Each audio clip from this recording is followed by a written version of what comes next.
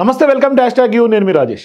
So ప్రస్తుతం కొడంగల్ రాజకీయం తెలంగాణ వ్యాప్తంగా పెద్ద ఎత్తున హాట్ టాపిక్గా మారుతుంది. మరోవైపు మాజీ ఎమ్మెల్యే పట్నం నరేందర్ రెడ్డి అరెస్టు పెద్ద ఎత్తున తీవ్ర దుమారం రేపుతుంది తెలంగాణలో. మొన్న వికారాబాద్లో ఏదైతే లగచెర్లకు సంబంధించినటువంటి గ్రామస్తులందరూ కూడా వికారాబాద్ కలెక్టర్ని అట్లాగే ఉన్నతాధికారులందరినీ కూడా తిరగబడి ఆ ఊరులందరూ కూడా వ్యతిరేకించినటువంటి నేపథ్యంలో, దాడులు చేసినటువంటి నేపథ్యంలో ఆ వెనకాల ఉన్నటువంటి సూత్రధారి ఖచ్చితంగా పట్నం నరేందర్ రెడ్డి అనేది ప్రభుత్వం ఒక అంచనాకు వచ్చింది. పోలీసులు విచారణ కొనసాగుతుంది. పెద్ద ఎత్తున ఫోన్ కాల్స్ ఆధారితంగా ఇవాళ ఆయన్ని అరెస్ట్ చేసినటువంటి పరిస్థితి. ఇవాళ ఉదయం అరెస్ట్ అయినటువంటి నేపథ్యంలో ప్రస్తుతం అక్కడ కర్ఫ్యూ వాతావరణం ఉందా, లేకుంటే ఆ లగచెర్ల గ్రామం కానీ పోలేపల్లి గ్రామం కానీ అక్కడ ఫార్మా విలేజ్ వస్తున్నటువంటి ఆ గ్రామాల్లో పరిస్థితి ఏ విధంగా ఉంది, అసలు ఆ కుట్ర వెనుకలు దాగున్నటువంటి ఎందుకు ఈ విధమైనటువంటి కుట్ర జరిగింది, మొత్తం మాట్లాడదాం. మనతో పాటు కొడంగల్ నరసింహ, రేవంత్ టీముకు సంబంధించినటువంటి కాంగ్రెస్ పార్టీ నాయకులు, కొడంగల్ నియోజకవర్గం చెందినటువంటి నాయకులు మనతో పాటు నరసింహ జాయిన్ అవుతున్నారు. మాట్లాడదాం. సో ప్రస్తుతం కొడంగల్ నరసింహతో జాయిన్ అయ్యే ముందు ఇదే కొడంగల్ అంశానికి సంబంధించి ఎవరిని వదిలిపెట్టబోను అంటూ కూడా సీఎం రేవంత్ రెడ్డి ఢిల్లీ నుంచి స్పందించినటువంటి ఆ బయటను కూడా ఒకసారి చూసే ప్రయత్నం చేద్దాం. అందరూ వాళ్ళలాగానే ఉంటారని అనుకుంటున్నారు. తిరుగుబాటు ఉందా, కుట్ర ఉందా, కుట్ర వెనకాల ఎవరు ఉన్నారు, అధికారుల మీద దాడులు చేసింది ఎవరు, 10 సంవత్సరాలు ప్రభుత్వాన్ని నడిపిన వాళ్ళు అధికారుల మీద దాడి చేస్తే, పోలీస్ సిబ్బంది మీద, కలెక్టర్ల మీద దాడి చేస్తే ఖండించాల్సింది పోయి దాన్ని సమర్థిస్తాం, వాళ్ళకి అండగా నిలబడతాం అంటేనే వాళ్ళకి రాష్ట్రం పట్ల, రాష్ట్ర అభివృద్ధి పట్ల ఎలాంటి ఆలోచన ఉందో దాన్ని బట్టి మనం అర్థం చేసుకోవచ్చు. ఈరోజు కలెక్టర్ల మీద లేకపోతే ఇతర పోలీస్ అధికారుల మీద దాడిని ఎవరైనా ప్రభుత్వంలో ఉన్నోళ్ళు కానీ ప్రజాప్రతినిధులు కానీ ఎవరైనా సమర్థిస్తారా? మీడియా మిత్రులుగా మీరు సమర్థిస్తారా? ఇవాళ భూసేకరణ చేయాలన్నా వద్దా అనేది ఒక అంశం. భూసేకరణ విషయంలో బీఆర్ఎస్కి ఏం అభిప్రాయం ఉన్నా వాళ్ళు చెప్పొచ్చు. అక్కడ భూమి కోల్పోతున్న వాళ్ళు నిరసన తెలపడానికి కూడా వాళ్ళు నిరసన తెలపొచ్చు, తప్పులేదు. కానీ అధికారుల మీద పాశవికంగా దాడి చేసి వాళ్ళని చంపాలనే ప్రయత్నం చేయడాన్ని ఏ రకంగా బీఆర్ఎస్ సమర్థించుకుంటుంది?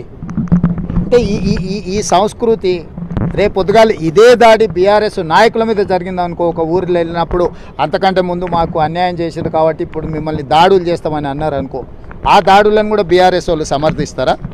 ఖచ్చితంగా ఈ దాడులను తీవ్రంగా ఖండించాల్సిన అవసరం ఉంది. దాడులు చేసిన వాళ్ళు, దాడులను ప్రోత్సహించిన వాళ్ళ పట్ల రాష్ట్ర ప్రభుత్వం కఠినంగా వ్యవహరిస్తుంది.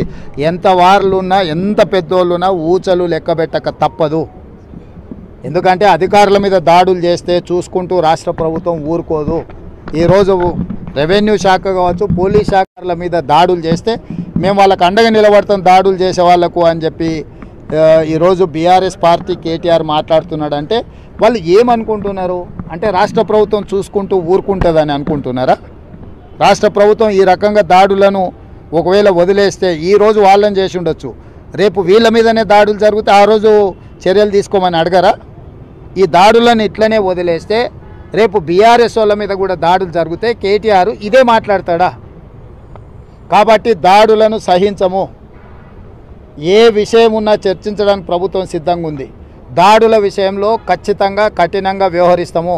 ప్రత్యక్షంగా దాడులు చేసిన వాళ్ళను, దాడులను ప్రోత్సహించిన వాళ్ళను, ప్రోత్సహించే వాళ్ళ వెనకాల అండగా నిలబడ్డోళ్ళను అందరి సంగతి రాష్ట్ర ప్రభుత్వం తెలుస్తుంది. సో చూసారు కదా రేవంత్ రెడ్డి మాట్లాడినటువంటి వ్యవహారం. ఖచ్చితంగా ఎంతటి వాళ్ళైనా శిక్షించి తీరుతామన్నారు. గత రాత్రి ఆయన స్పందించాడు. ఆ స్పందించినటువంటి వెంటనే పోలీస్ యంత్రాంగం ముందుకు కదిలింది. ఇట్లాంటి సందర్భాల్లో మాజీ ఎమ్మెల్యే పట్నం నరేందర్ రెడ్డిని అరెస్ట్ చేశారు. భవిష్యత్తులో మరిన్ని అరెస్టులు కూడా ఉండే అవకాశాలు ఉన్నట్టుగా స్పష్టంగా తెలుస్తోంది. మరోవైపు ఇదే అంశానికి సంబంధించి మాజీ మంత్రి, వర్కింగ్ ప్రెసిడెంట్ బీఆర్ఎస్ పార్టీగా ఉన్నటువంటి కేటీఆర్ కూడా స్పందిస్తున్నారు. ఖచ్చితంగా ఈ ఫార్మా విలేజ్ల వెనకాల పెద్ద రియల్ ఎస్టేట్ వ్యాపారం జరుగుతుందంటూ కూడా ఆయన ఆరోపిస్తున్నారు. ఈ పట్నం నరేందర్ రెడ్డి ఏదైతే అరెస్ట్ జరిగిందో అరెస్ట్కి సంబంధించినటువంటి వ్యవహారంలో కేటీఆర్ రియాక్షన్ కూడా చూసే ప్రయత్నం చేద్దాం. తర్వాత నరసింహతో ఇంటరాక్ట్ అవుదాం. ఇవాళ మా అందరికీ వచ్చిన అవగాహన, ప్రజలకు వచ్చిన అవగాహన ఒకటే. ఇవాళ ఈ భూసేకరణ పేరిట రేవంత్ రెడ్డి ప్రభుత్వం చేస్తున్నది దళిత, గిరిజన, బీసీల భూములను లాక్కొని వాళ్ళ అనుయాయులకు, వాళ్ళ కుటుంబ సభ్యులకు రియల్ ఎస్టేట్ పేరిట వ్యాపారం కోసం, రియల్ ఎస్టేట్ పేరిట వ్యాపారం చేసుకోవడానికి, డబ్బులు సంపాదించుకోవడానికి చేస్తున్న ఒక కుట్ర. కొడంగల్ నియోజకవర్గంలో లగచెర్లలో పరిస్థితి ఏంటి? మీ పోలేపల్లి గ్రామం కానీ లేకుంటే లగచెర్లలో కానీ ఇవాళ ఫార్మా చిచ్చుగా పెద్ద ఎత్తున తెలంగాణ వ్యాప్తంగా పోట్రీ అవుతున్నటువంటి పరిస్థితి. మాజీ ఎమ్మెల్యే పట్నం నరేందర్ రెడ్డిని అరెస్ట్ చేశారు ఇవాళ ఉదయం పోలీసులు. ఎట్లా ఉంది అక్కడ పరిస్థితి? ఏం జరుగుతోంది అక్కడ? అయితే కొడంగల్ నియోజకవర్గంలో పట్నం యొక్క అరాచకాలను మనం ఈ రోజు కాదు, గత 5 సంవత్సరాలుగా మాట్లాడుతున్నాం. నన్ను ఒక తోటలో బంధించి, నన్ను నా మిత్రుడిని నరసింహన్ ఒక తోటలో బంధించి వందలాది మంది టిఆర్ఎస్ గూండాలు పోలీస్ వెహికల్ల మీద వీడిది రౌడీల్లాగా కోజ్గి చౌరస్తాలో నిలబడి మా మీద దాడి చేసి మమ్మల్ని హత్య చేసే కుట్ర కోణం మీకు తెలియదేం కాదు. మీ స్టూడియోలో వచ్చి కూడా మేము మాట్లాడినాం. నరేందర్ రెడ్డి అనే వ్యక్తి నర హంతకుడు, మనిషి రూపంలో ఉన్నటువంటి నర హంతకుడు. అంటే ఎవని కర్మ వాడిని వదిలిపెట్టదు అన్నట్టు ఈ కుట్రలో మొత్తం భాగస్వామ్యం, పాత్ర, స్క్రీన్ ప్లే, డైరెక్షన్ మొత్తం నరేందర్ రెడ్డిదే. నరేందర్ రెడ్డి అనే వ్యక్తికి ఈ సురేష్ అనే రేపిస్ట్ తోని ఏం సంబంధం? నిన్న ఒక్కరోజు 42 సార్లు ఫోన్ మాట్లాడే విధంగా ఆయన సురేష్ తోని ఫోన్ మాట్లాడాడంటే ఏ విధంగా ఉందో మీరు ఒక్కసారి ఆలోచన చేయండి. కానీ మీరు చెప్తున్న కోణం ఒకటైతే, నరేందర్ రెడ్డి చెప్తున్నటువంటి కోణం ఏంటంటే సురేష్ కూడా భూములు ఉన్నాయి, కాంగ్రెస్ పార్టీ కార్యకర్తలు, బీజేపీ కార్యకర్తలు కూడా భూములు ఉన్నాయి, ఆ భూములు పోయినటువంటి ఆవేదన ఆ వ్యక్తిలో ఉంది, అందుకే తిరగబడ్డారు అని ఆయన చెప్తున్నటువంటి మాట తాజాగా. సురేష్ కు భూములు ఉన్నాయా? సురేష్ అనేటువంటి వాడు సుమారుగా 15 సంవత్సరాల నుంచి ఊళ్ళో లేకుండా మన సొంత బాబాయ్ బిడ్డని రేప్ చేసి ఊరు వదిలేసి వెళ్ళిపోయాడు. ఒక్క ఈ ఫార్మా, ఈ భూసేకరణ అనే విషయంలో హైదరాబాద్ కి వెళ్ళి వాడు అక్కడెక్కడ సినీ ఫీల్డ్ లా ఆల్లింట తిరిగేటోడు ఓన్లీ భూసేకరణ జరుగుతుందనే ఒకే ఒక్క రీజన్ తోనే అక్కడ మీడియా వాళ్ళను, హైదరాబాద్కి వెళ్ళి యూట్యూబ్ ఛానల్ అబ్బి ఇవి తీసుకొని ఈ మధ్యలో ఊళ్ళోకి వచ్చిండు. గత 5-6 నెలల నుంచి మాత్రమే వాడు ఊళ్ళో ఉన్నాడు. అంతకు ముందు 15 సంవత్సరాలు అయింది వాడు మా ఊరు వదిలేసి తెంకపోయిండు మన సొంత బాబాయ్ బిడ్డను రేప్ చేసి. ఈ రోజు నేను ఆయన పార్టీ లీడరా, టిఆర్ఎస్ పార్టీ కార్యకర్తనా, ఇంకేదన్నా పెద్ద పదవి ఉందా? నువ్వు 42 సార్లు ఆ సురేష్ అనే వ్యక్తితోని నువ్వు ఒక కలెక్టర్ ని ట్రాప్ చేసి కలెక్టర్ ని తీసుకుపోయి ఎక్కడైతే రైతులు టిఆర్ఎస్ గుండాలు ఉన్నారో ఆ గుండాల దగ్గరికి తీసుకుపోయి కలెక్టర్ గారి మీద, జిల్లా యంత్రాంగం మీద, ఆర్డీఓ మీద, కడ వెంకరెడ్డి సార్ మీద మీరు దాడులు చేయడానికి సురేష్ అనే వ్యక్తికి మీరు ఎంత మామూలు ఇచ్చిర్రు? ఈ దాని వెనకాల ఉన్నటువంటి కుట్ర కోణం ఏందనేది అధికారులు తెరుస్తున్నారు. ఎందుకంత భయపడుతున్నావు? మేము అడిగేది అదే నిన్ను. నీకు భయానికి కారణం ఏంటి? నువ్వు 42 సార్లు ఫోన్ చేసి నువ్వు సురేష్ ని ఈ దాడిని నువ్వు ప్రోత్సహించకపోతే నువ్వు ఎందుకు భయపడుతున్నావు? ముందే ఎందుకు మొత్తుకుంటున్నారు? కేటీఆర్ ఎందుకు మొత్తుకుంటున్నాడు? ఢిల్లీలోకి వెళ్ళి నిన్న 5 నిమిషాలు అయితో లేదా కొడంగల్లో గొడవలు జరిగి కేటీఆర్ స్పందించేటంత పెద్ద విషయమా? కేటీఆర్ స్పందించిందంటే ఈ కుట్ర కోణంలో కేటీఆర్ కు కూడా 6 సార్లు నరేందర్ రెడ్డి ఫోన్ చేసిండు. వీళ్ళిద్దరే కుట్రవని నేను రద్దు చెప్తున్నాం. మేము నరేందర్ రెడ్డి, కేటీఆర్ ఇద్దరు కలిసి కుట్రవన్నీ వాళ్ళు డబ్బులు ఇచ్చి చేయించినటువంటి దాడిగా మేము పేర్కొంటున్నాం. సో ఇప్పుడు నరేందర్ రెడ్డిని అరెస్ట్ చేసినటువంటి నేపథ్యంలో నెక్స్ట్ కేటీఆర్ అరెస్ట్ కూడా ఉండే అవకాశం ఉందా? ఎందుకంటే తాజాగా రేవంత్ రెడ్డి గారు కూడా మాట్లాడతా ఎంతటి వాళ్ళు ఉన్నా ఎవడున్నా వదిలిపెట్టే పరిస్థితి లేదని ఢిల్లీలోనే స్వయంగా మాట్లాడినటువంటి నేపథ్యంలో నెక్స్ట్ అరెస్ట్ కేటీఆర్దే ఉండబోతుందా? ఇప్పుడు గౌరవ రాష్ట్ర ముఖ్యమంత్రి వర్యులు, అదే విధంగా డీజీపీ గాని, అడిషనల్ డీజీపీ గాని వాళ్ళు సీరియస్ గా ఉన్నమాట వాస్తవం. మనం చెప్పాల్సిన అవసరం లేదు. ఎవరిని మనం అరెస్టులు చేస్తారు ఏందనేది ఎంక్వైరీలో ఉంది. అధికారులు ఉన్నారు, పోలీస్ యంత్రాంగం ఉంది, వాళ్ళు చూసుకుంటారు. మేము వాళ్ళని అరెస్ట్ చేస్తాం, వీళ్ళని అరెస్ట్ చేస్తాం. ఈ కుట్రలో దాగి ఉన్న ప్రతి ఒక్క రాజకీయ శక్తిని మేము ఖచ్చితంగా అరెస్ట్ చేయాలని కోరుతున్నాం. నేను ఒకటి చెప్తున్నా, ఎప్పుడైతే కేసీఆర్ కుటుంబం రాజకీయ నిరుద్యోగులుగా మారుతారో ఆ రోజు వీళ్ళు ప్రోత్సహించేది దాడులనే. మీరు ఒక ఎగ్జాంపుల్ తీసుకోండి.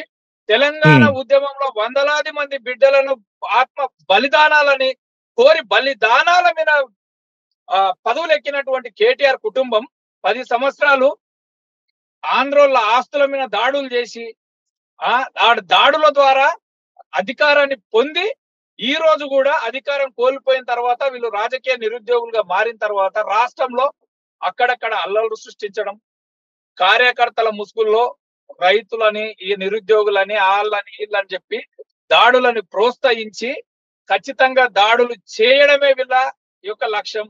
శాంతి భద్రతలకు ఆఘాతం కలిగించి రేవంత్ రెడ్డి గారి ప్రభుత్వం, కాంగ్రెస్ ప్రభుత్వం విఫలమైందనే ఉద్దేశం రాష్ట్రం మొత్తం ప్రచారం చేయాలి. 100 కోట్ల రూపాయలు ఇచ్చి యూట్యూబ్ ఛానళ్ళని కొని యూట్యూబ్ ఛానల్లో గ్లోబల్ ప్రచారం చేయాలనేది వీళ్ళ కుట్ర. వీళ్ళు రాజకీయ నిరుద్యోగులుగా మారితే వీళ్ళు ఖచ్చితంగా దాడులనే ప్రోత్సహిస్తారు, హత్యలు కూడా చేస్తారు. ఆత్మహత్యలు చేసుకునే విధంగా రైతులను కానీ నిరుద్యోగులు కానీ ప్రోత్సహిస్తారు. వీళ్ళ అధికారం కోసం ఎవరిని బేకైతే ఏమైనా చేయడానికి ఎప్పుడు వెనుకాడరు. సో ఇప్పుడు వాళ్ళు దాడులు చేస్తారు, లేదంటే కనుక శాంతి భద్రతలను విఘాతం కలిగించేలాగా చర్యలు బీఆర్ఎస్ పార్టీ నాయకులు తీసుకుంటారు. సో ఇవన్నీ ఉంటే ప్రభుత్వం అధికారంలో ఉన్నటువంటి మీ అధికార పార్టీగా ఇంటెలిజెన్స్ ఫెయిల్యూర్ అనే ఒక విమర్శ ప్రధానంగా ఇవాళ తెర మీదకి వస్తుంది. ఎందుకు ఇంటెలిజెన్స్ ఆ వ్యవహారంలో ఫెయిల్యూర్ అయింది అనేది స్పష్టంగా తెలియాల్సినటువంటి అవసరం ఉంది. ఇక్కడ ల్యాబ్స్ కనిపించట్లేదా? ఇప్పుడు దాని మీద ఎంక్వైరీ చేసింది, డీజీపీ స్థాయిలో ఎంక్వైరీ నడుస్తుంది. మనం ఇంటెలిజెన్స్ ఫెయిల్యూరా అంటే ఉండొచ్చు కూడా. ఇలాంటి దుర్మార్గులు ఆ ఇంటెలిజెన్స్ లో కూడా ఈ వీళ్ళకి తొత్తుగా ఉన్నటువంటి కొంతమంది ఎవరైనా ఉండొచ్చు కూడా. మనం నిర్ణయించలేం కదా, అది అధికారులు చూసుకోవాలి. ఎవరైనా ఉంటే వాళ్ళని ఇక్కడ నుంచి పోస్టింగ్ మార్పించి ఇంకో వేరే దగ్గరికి వేయాలని నేను కోరుకుంటున్నాను. సో యాక్చువల్గా ఈ ఫార్మా విలేజ్ ఏదైతే భూసేకరణ సంబంధించినటువంటి వ్యవహారంలో ప్రభుత్వం ఏం అడుగులు వేయబోతోంది, ఉద్దేశం ఏం కనిపిస్తుంది ప్రభుత్వానికి? అన్న నేను ఒక్క మాట ఏం చెప్తున్నా అంటే, ఈ దుర్మార్గులు నిన్నటి నుంచి ఒకటే మొత్తుకుంటున్నారు. అసలు వాళ్ళకు రైతులకు ఇష్టం లేకుండా ఎట్లా మీరు భూమి సేకరణ చేస్తారు అని మొత్తుకుంటున్నారు. అంటే విద్వేషాలు రెచ్చగొట్టడానికి ఏదో ఒక కారణాన్ని చూపిస్తున్నారు. నేను ఒక మాట చెప్తానన్న, ఈ దుర్మార్గులకు కాళేశ్వరం ప్రాజెక్టు కింద సుమారుగా 80,000 ఎకరాల భూమిని సేకరించారు. అక్కడ ఉన్నటువంటి రైతులు ఒప్పుకుంటే తీసుకున్నారన్న ఇల్లు. మల్లన్న సాగర్ లో సుమారుగా 7 గ్రామాలను అర్ధరాత్రి సమయంలో నీళ్లు వదిలేసి 7 గ్రామాల రైతులను అరిగోసలు పెట్టి నేటికి కూడా 7 సంవత్సరాలు అవుతున్నా ఒక్కరికొక్క రూపాయి ఇవ్వకుండా కోట్ల చుట్టూ తిప్పి ఈ రోజు వాళ్ళు కుట్రలు చేసి ఆ రైతులను, సొంత జిల్లా రైతులను అరిగోసలు పెట్టి ఈ రోజు వాళ్ళకు కనీసము జాలి కూడా చూపినటువంటి దుర్మార్గులు వీళ్ళు. ఆ రోజు భూములు రైతులు తీసుకున్నారన్న వీళ్ళు. నేను ఒకటి చెప్పదలుచుకున్నా, ఏసియాలోనే అతిపెద్ద ఫార్మాసిటీని హైదరాబాద్ లో నెలకొల్పుతున్నామని చెప్పిన దుర్మార్గులు కేసీఆర్, కేటీఆర్. అక్కడ 14,000 ఎకరాల భూములను సేకరించింది రైతులు ఒప్పుకొట్టేసి తీసుకున్నారన్న వీళ్ళు. సుమారుగా 10 కోట్ల రూపాయల విలువ చేసే భూములను అప్పనంగా తీసుకొని దోసుకొని తిని ఈ రోజు 14,000 ఎకరాల భూములలో ఫార్మాసిటీ నెలకొల్పి ఆ ఫార్మాసిటీ పేరుతోని 14,000 ఎకరాల భూములు తీసుకున్నప్పుడు అక్కడ రైతులు ఒప్పుకుంటే వీళ్ళు తీసుకున్నారా? అంటే వీళ్ళు తీసుకుంటేనేమో న్యాయం, ఇంకో ప్రభుత్వం చేస్తేనేమో అన్యాయం. అంటే వీళ్ళకి ఎటు తిరిగి రాజకీయాలే వీళ్ళ లక్ష్యం అని చెప్తున్నా నేను. మళ్ళీ లేకుంటే పొల్యూషన్ అవుతుంది కాబట్టి, అరే నీ దిమాగ్ ఉన్నోడు ఎవడన్నా, బుద్ధి ఉన్నోడు ఎవడన్నా, జ్ఞానం ఉన్నోడు ఎవడన్నా పొల్యూషన్ గురించి, ఒకవేళ పొల్యూషనే అయితే ముచ్చల్ర దగ్గర హైదరాబాద్ కు కూతపెట్టు దూరంలో 14,000 ఎకరాలలో అతిపెద్ద ఫార్మాసిటీని నిర్మించి హైదరాబాద్ ని నాశనం చేయడానికి తెచ్చిరన్న వీళ్ళు సమాధానం చెప్పాలి కదా. ఎవడైతే క్వశ్చన్ వేస్తున్నాడో వాళ్ళ దగ్గర ఆన్సర్ ఉంది. కానీ మీరు అంటున్నారు ఖచ్చితంగా గతంలో ఉన్నటువంటి బీఆర్ఎస్ ప్రభుత్వం మీద మీరు నింద వేస్తున్నారు. కానీ వాళ్ళు అంటున్నారు ఇవాళ 4th సిటీ పేరుతో, ఫార్మా విలేజ్ల పేరుతో రియల్ ఎస్టేట్ వ్యాపారం చేస్తోంది ఈ ప్రభుత్వం అనేది కేటీఆర్ స్వయంగా తాజాగా ఆరోపణ చేసినటువంటి పరిస్థితి. దానికి మీరేం చెప్తారు? వీళ్ళ బతుకు, ఈ సిగ్గుదాపిన బతుకు ఇంకెన్ని రోజులు వీళ్ళు ఎంత మంది ముఖం మీద ఉంచినా కూడా ఎట్లా బతుకుతున్నారో నాకైతే తెలియదు. కానీ నేను ఒకటి చెప్తున్నా, ధరణి అనే దరిద్రాన్ని తీసుకొని వచ్చి ఈ రాష్ట్రంలో సుమారుగా లక్షలాది ఎకరాల పేదల భూములను దోసుకొని తిన్న దొంగలు వీళ్ళు. వీళ్ళ రియల్ ఎస్టేట్ గురించి మాట్లాడేది ఎక్కడున్నా? మియాపురం భూకుంభకోణం ఏడున్నది? హైదరాబాద్ సెంటర్ లో ఎన్ని భూములను ఎత్తుకొని తిన్నారు వీళ్ళు? జమీందార్ జాగీర్దార్ కాలంలో ఇందిరాగాంధీ తీసుకున్నటువంటి భూములను ఆయనతో దోసుకొని రియల్ ఎస్టేట్ వ్యాపారం చేసుకొని ఈ రోజు హైదరాబాద్ లో ఉన్నటువంటి రియల్ ఎస్టేట్ భూములను అంతా అమ్ముకొని తిన్న దొంగలు వీళ్ళు. ఇలా మాట్లాడేది రియల్ ఎస్టేట్ గురించి. ఆలోచన సిగ్గానుండాలి. కడుపుకు అన్నం తింటున్నారు కదా. ధరణి అనే దరిద్రం ద్వారా ఈ రాష్ట్రంలో ఉన్నటువంటి అనుపాదాలను కాలం ఎత్తేసి ఈ రోజు పేదల భూములు జమీందారులకు, జాగీర్దారులకు అప్పనంగా దోషిపెట్టి తిన్న దొంగలు వీళ్ళు.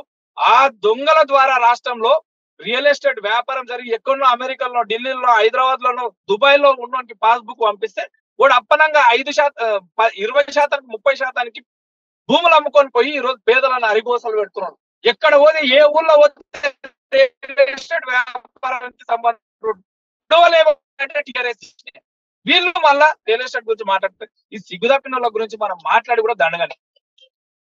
సో ఇప్పుడు ఏంటి అంటే కొడంగల్లో రేవంత్ సొంత నియోజకవర్గంలో అభివృద్ధికి బీఆర్ఎస్ ఆటంకిగా మారింది అనుకోవాలా? 100% అన్న.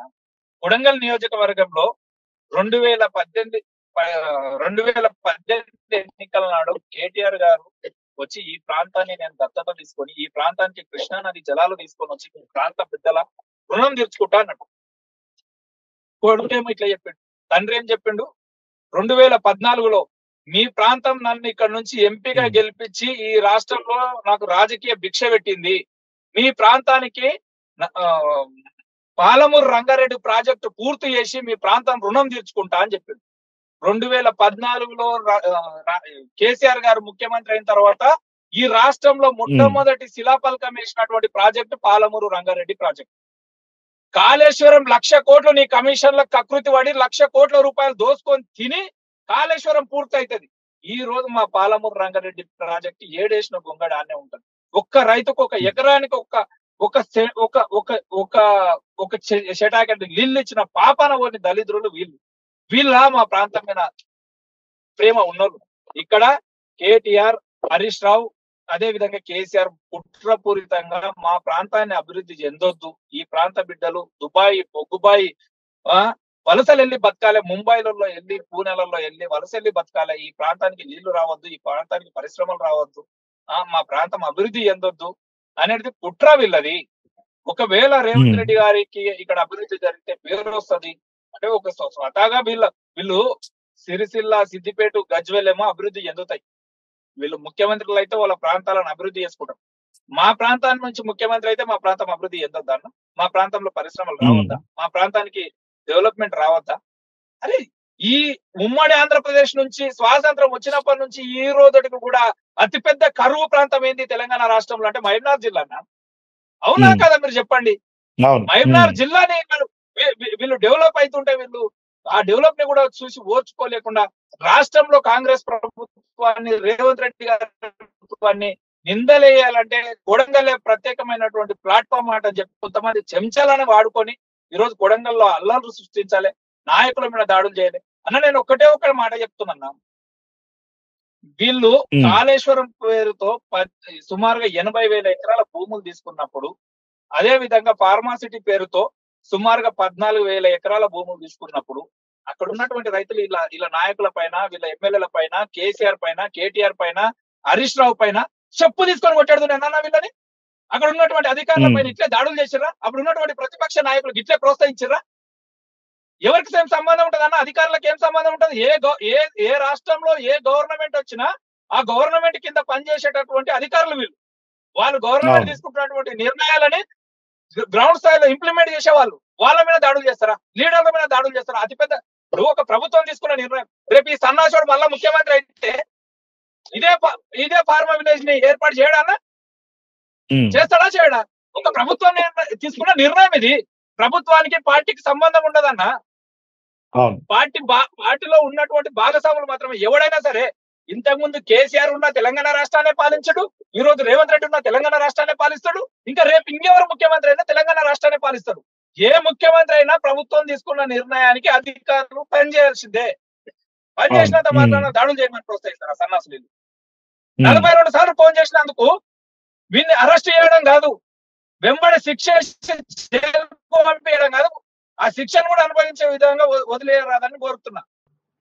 సో ఇప్పుడు మీ కాదు ఇక్కడ నరసింహ ఇక్కడ సురేష్ కి పట్నం నరేందర్ రెడ్డికి ఉన్న లింక్ ఏంటి అసలు? యాక్చువల్ గా వాళ్ళిద్దరి మధ్య ఉన్నటువంటి బంధం ఏంటి? వాడొక రేపిస్టు, సురేష్ అనేటువంటి ఒక రేపిస్టు, ఊరు నదిలేసి 15 సంవత్సరాలు ఊరు లేకపోయినా దొంగ వాడు. వానితో ఎలాంటి బంధం ఉందో ఈయన చెప్పాలి. ఒక మాజీ ఎమ్మెల్యే ఒక రేపిస్ట్ తోని ఒక కుట్రలో భాగమై ఒక కలెక్టర్ మీద దాడి చేసిన సన్నాసితోని 42 సార్లు మాట్లాడడానికి కారణం ఏందో ఈయన చెప్పాలి. కేటీఆర్ తోని 6 సార్లు మాట్లాడడానికి కారణం ఏందో ఈయన చెప్పాలి. కడ వెంకరెడ్డి అని బంగారం లాంటి మనిషి కొడంగల్ నియోజకవర్గంలో ఏ పార్టీ అని అడిగినా చెప్తారు. బంగారం లాంటి మనిషి, అసలు సున్నితమైనటువంటి మనస్తత్వం, అలాంటి వ్యక్తులు ఉంటారా అని మేమే రేర్ గా ఒక ముఖ్యమంత్రి ఈ ప్రాంతంలో అందుబాటులో లేకున్నా కూడా ప్రతి ఒక్కరికి అందుబాటులో ఉండే ఈ ప్రాంతంలో ఉన్నటువంటి ప్రతి ఒక్కరి సమస్యలను తెచ్చుకుంటూ చిన్న పిల్లల గారి మనస్తత్వం అన్న ఎట్లా దాడి చేస్తారన్నా? రౌడీల్లాగా వెంటబడి దాడి చేస్తే ఏమనాలి చెప్పానా? వీళ్ళని మనుషులు అనాలన్నా ఇంకేమనాలన్నా నువ్వు చెప్పు. కానీ ఇవాళ ఈ దాడులు జరిగిన తర్వాత కాదు ఈ దాడులు జరిగిన తర్వాత ఇవాళ ప్రస్తుతం అక్కడ విలేజెస్లో అంతా కూడా ఒక భయప్రాంత ఉన్నటువంటి పరిస్థితులు నెలకొన్నాయి. మొత్తం పోలీస్ పహారా కాస్తోంది. వందలాది మందిని అరెస్టులు చేసేందుకు కూడా దాదాపుగా పోలీసులు రాత్రంతా తిరుగుతూ బిక్కుబిక్కుమంట బతుకుతున్నామంటూ కూడా అక్కడ స్థానికులు చెప్తున్నటువంటి పరిస్థితి. ఇట్లాంటి ఈ రకమైనటువంటి ఇమేజ్ సోషల్ మీడియాలో వస్తున్నటువంటి నేపథ్యంలో, మీరు అక్కడ స్థానికంగా చూస్తున్నటువంటి నేపథ్యంలో అటువంటి పరిస్థితులే ప్రస్తుతం అక్కడ ఉన్నాయా గ్రామాల్లో? ఇప్పుడు టిఆర్ఎస్ మొత్తం ఆడే డ్రామా ఇదే, వాళ్ళ యూట్యూబ్ ఛానల్లో చేసే డ్రామా ఇదే. మీరు రండి స్టూడియో నుంచి కెమెరాలు పట్టుకొని మా ఊళ్ళోకి రండి, ఎంత ప్రశాంతంగా ఉందో మీరు చూస్తారు. తప్పు చేసిన వాడు, దాడులను ప్రోత్సహించిన వాడు ఖచ్చితంగా శిక్షింపబడతాడు. వాళ్ళు తప్ప మిగతా వాళ్ళంతా ప్రశాంతంగానే ఉన్నారు. కానీ వీళ్ళ రాజకీయ కుట్ర వల్ల మా రైతులు బలైతున్నారు అనేదే మా బాధ. మేము రైతులకు కూడా ఈ రోజు వరకు ఏ ఒక్క రోజు కూడా ఏ మీడియాతోనే మేము వాయిస్ ఇవ్వకపోవడానికి కారణం ఏంటంటే వాళ్ళకి బాధ ఉంది, భూములు కోల్పోతున్నారు అనే బాధతో కొంతమంది మాట్లాడుతున్నారని గమ్ము ఉంటే, వీళ్ళు దుర్మార్గులు, వీళ్ళు ఎంటర్ అయ్యి వీళ్ళ కక్ష తీర్చుకుంటున్నారు. వాళ్ళ ఆ రైతుల పేరుతోనే అక్కడ ఉన్నటువంటి లీడర్ల మీద, అక్కడ ఉన్నటువంటి నాయకుల మీద, కార్యకర్తల మీద, ఇంకా ఎవరన్నా అధికారులు ఉంటే అధికారుల మీద దాడులు చేపియాలని ప్రోత్సహిస్తున్నారు. డబ్బులు ఇచ్చి మరి దాడులు చేపించే పరిస్థితి అన్న నరేందర్ రెడ్డికి గంత అవసరం ఏముంది?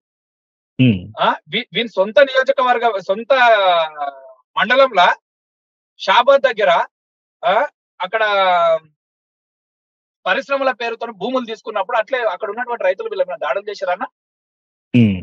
10 ఎకరాల భూములు ఉన్నటువంటి రైతులతోని భూములు లేని వాళ్ళకి డబ్బులు ఇప్పించారన్న ఈ దొంగలు. షాబాద్ వెళ్తే తెలుస్తుంది మీకు, ఎలాంటి భూమి లేని వాళ్ళకు, పార్టీ కార్యకర్తలకు, లీడర్లకు భూముల్లోని పైసలు భూమి లేని వాళ్ళకి ఇప్పించారు. 5 ఎకరాలు ఉంటే 2 ఎకరాల పైసలు ఇచ్చి 3 ఎకరాలు వీళ్ళ వెనకాల తిరిగే దొంగలకు ఇప్పించారు. అట్లాంటివి మేము చేస్తలేమే, వీళ్ళ మాకు బుద్ధి చెప్పేది. చూద్దాం నరసింహ, నెక్స్ట్ ఈ ఫార్మా విలేజ్లకు సంబంధించినటువంటి వ్యవహారంలో భవిష్యత్తులో ఇంకా ఏం జరుగుతుంది, ఈ కేసుకు సంబంధించిన అరెస్టులు ఇంకా ఎంత పెద్ద స్థాయి వ్యక్తులు అరెస్టులు అవుతారో వెయిట్ చేసి చూద్దాం. థ్యాంక్ యూ నరసింహ, మీరు కొడంగల్ నుంచి మాకు అందుబాటులోకి వచ్చినందుకు. ఇది కొడంగల్ నరసింహతో ఎక్స్క్లూజివ్గా ఇప్పుడు అక్కడ పరిస్థితి ఏంటి, మరోవైపు అరెస్టులకు సంబంధించినటువంటి వ్యవహారంలో ఏం జరుగుతుందో మనం వివరించే ప్రయత్నం చేద్దాం. For more videos please watch #.